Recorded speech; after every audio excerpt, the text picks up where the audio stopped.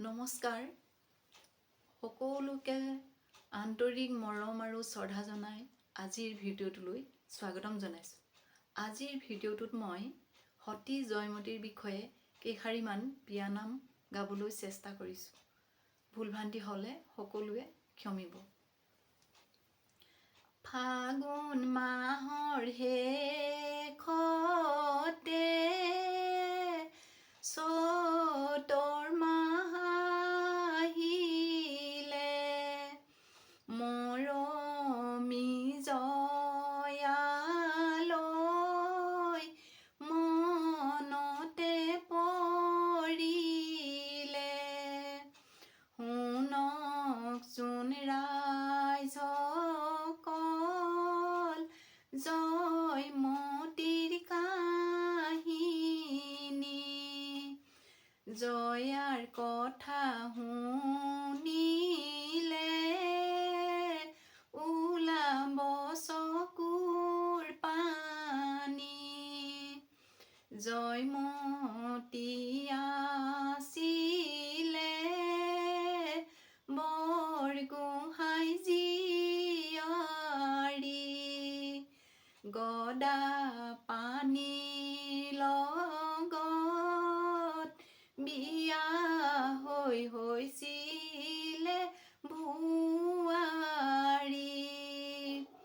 ৰজাৰ আদেশ মতে গদাপাণিক বিচাৰি আহে, খবৰ পাই জয়ায়ে পলুৱাই পঠালে।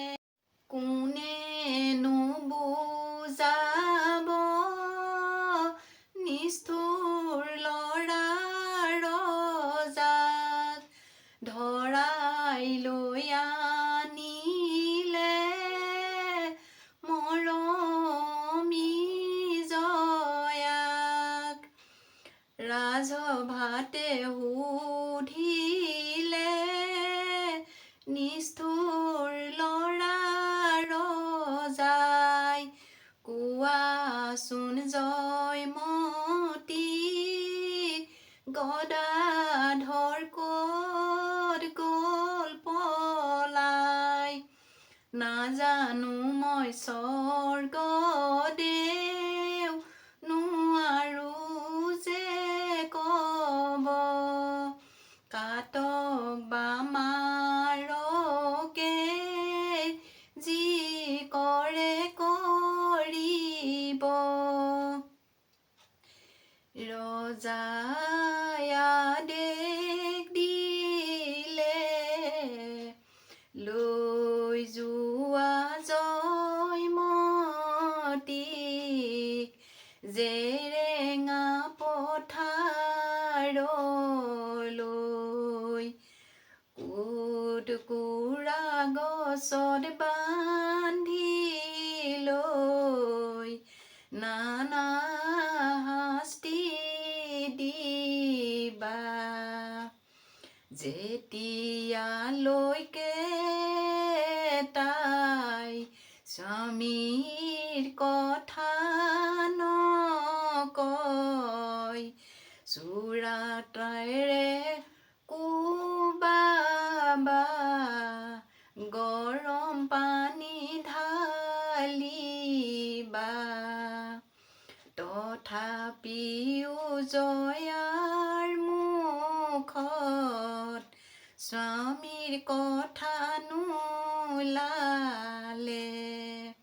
দেহি ঐ লাইলে চাই ক'তেনো এৰিলে, দেশৰ কথা ভাবিয়েই মৰমী জয়াই স্বামীৰ কথা নকলে। লায়ো কান্দিছে লেচায়ো কান্দিছে, বাল্যকাল ঘৰতে মা দেউতাই এৰিলে নাই কোনো আমাক চাবলৈ চৰাইবোৰো উৰি যায় বাটৰুৱাই ঘূৰি ঘূৰি চাই জেৰেঙা পথাৰখন তেজেৰে ৰাঙলী হয় গদা পানী পলাই গৈ আছে নগা পাহাৰত জয়াৰ কথা মনত পেলাই কান্দে ডালিমী লগত নগা ভেকচন ধৰি লৈ আহে জয়াক চাবলৈ জয়াই গদাক চিনি পাই কলে তাৰ পৰা যাবলৈ এইদৰে চ'ত মাহৰ 13 দিন হ'ল লাহে লাহে জয়া অৱস হৈ গ'ল শাস্তি দিয়া চাওদাং ভাগৰি পৰিল মৰমী জয়াৰ প্ৰাণ উৰি গ'ল বাটৰুৱাই চকুলোটোকে